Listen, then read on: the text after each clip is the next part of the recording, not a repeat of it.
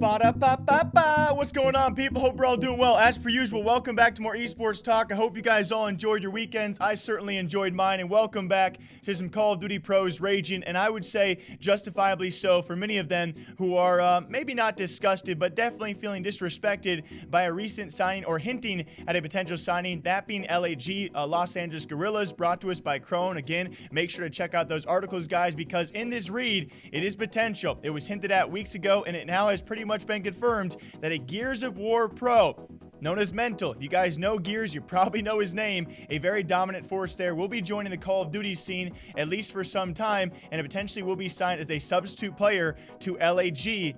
And pro players had a lot to say about this, as plenty of AM players definitely voiced their frustrations, one being Chain saying, "Path to pro, there's two paths, one that leads to a continuous roundabout and another that leads to a trampoline which springboards you to the CDL. Not about Mental either, just got me thinking." And another going, "The path to pro or whatever the heck is the way to go pro is completely flawed, but what can I say, I have no brand, so I gotta chalk it up." And even further, he actually quoted that CDL Intel tweet where we did confirm pretty much that the Los Angeles Guerrillas will be signing Mental as their substitute player. He goes, "Absolutely zero respect for pro players who aren't in the league, and also for top AM players who have been competing and putting everything in the game, but yet they get someone from a different game. Welcome to the CoD League, gentlemen." And I think Muddog had a great exchange as well in a reply in a thread with people out there calling this kind of disrespectful. What he says is not a brand move. This is taking a shot on a player with a ton of success in another console game. The ability to win is something that not all players have. That's what's being valued here. It's a low risk, presumably low cost move with a huge upside. And he did continue to talk about how, yes, because we have seen people like Shotzi or Hook or Frosty, people from other titles see success in Call of Duty,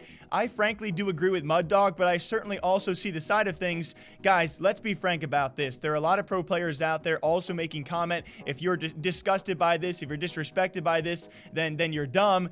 You got to understand, if you are a challengers or an amateur player in Call of Duty right now, how you might be seeing your future when all of a sudden people from completely different esports are getting jobs ahead of you.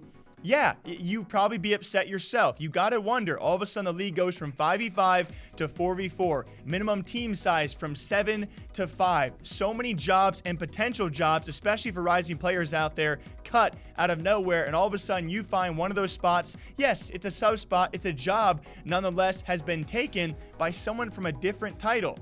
That must suck. Yes, it's the name of the game, right? Someone out there who has a high potential upside. What was it? My Discord was talking about this, a 22-time champ playing for some of the most notorious organizations in esports history and some of the best in Gears of War. Obviously, when you see someone like Shotzi take off, or like I mentioned, other names out there, and you want to get someone for presumably, if Muddog is correct, a low cost and a high potential, high reward upside, I respect the move by LAG, but I also respect the players out there who are pissed off by this because it's justifiable. You got to understand where both sides are coming from.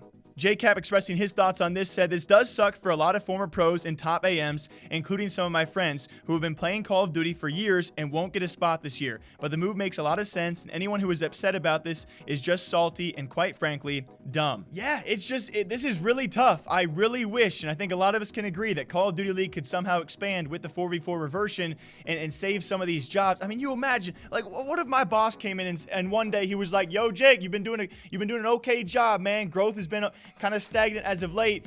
We just signed a 22-time champ from ESPN. He usually does sports commentary, but we think he has great potential in esports." And I'd be like, that sucks. I guess, hey, best of luck. You know, not necessarily a direct one-on-one comparison, but I certainly feel for the amateur and challenger players out there, it's a sucky time. It's a great time to be a Call of Duty pro, and it's also a very sucky time, and I hope that we can all see both sides on this because, you know, I really do think Call of Duty has a future, but that future is going to be whack, right? We've seen so many pros out there switching esports in the last 2 years. Maybe a future video for that. It's just pretty crazy to see. Best of luck to Mental if he does go to LAG. If he can work his way from a sub spot to a starting spot, that team could finally be relevant. And very lastly, guys, speaking of a team maybe struggling to stay relevant, a team that struggled towards the back 2/3 of last season, that being Paris Legion, again, according to CDL Intel. Check him out. He's a great man. I'm sure you guys know it. Paris Legion has no clue what they are doing, which is great to hear, right? We've already seen a few rosters be turned up out there. We know apparently most rosters have been solidified. Seemingly not the case for Paris Legion, who cut the entire thing, and all of a sudden with a rebuild, probably costing some decent money, according to CDL Intel, they just got no clue what they're doing. Immediately Scraps and Wuskin and Parasite all jumping on that timeline. I would love to see anybody on any team at this point in time because, you know, if you guys did not catch our weekend video, we talked about Tyler Teep talking about these Call of Duty investments and all of these teams out there just resetting everything. How can you build any traction with fans if you cut an entire roster? Yeah, it's going to continue to change up storylines and fandoms all around the league because so far we are 2 seasons in, and those 2 seasons will see a bulk majority of teams with completely different players and rosters. It's madness here in Call of Duty. As per usual, hope you guys all enjoy the rest of your Mondays, all right? Drink that WA, drink that Ka, hit me up sometime soon, and I'm sure I'll see you guys back here shortly with more and more videos. Until then, take care.